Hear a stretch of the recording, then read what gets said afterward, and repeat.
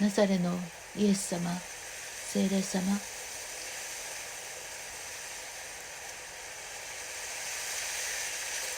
いつもいつも私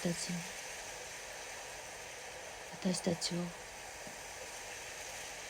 見守り、光をここに届け、満ち溢れさせていただいて感謝いたします。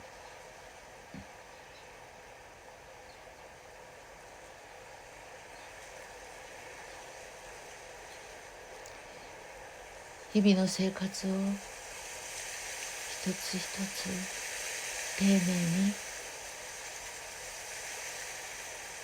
行い、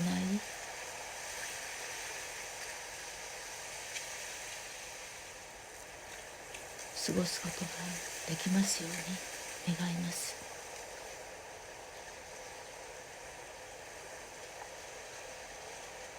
ここにあるものを聞き、感じ、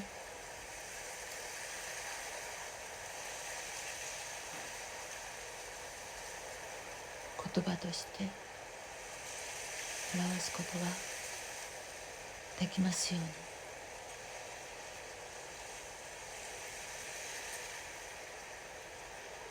外の世界、青の世界、火の世界に向けて、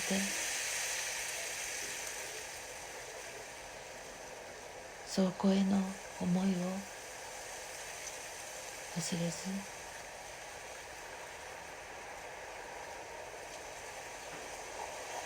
一歩一歩進めますように。イエス様、私たちにもっと分かるように光を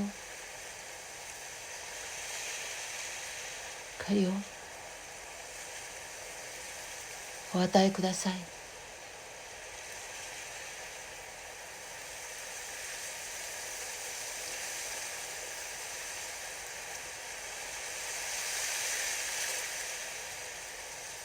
毎日をきちんと過ごすことができますように願います。アーメン。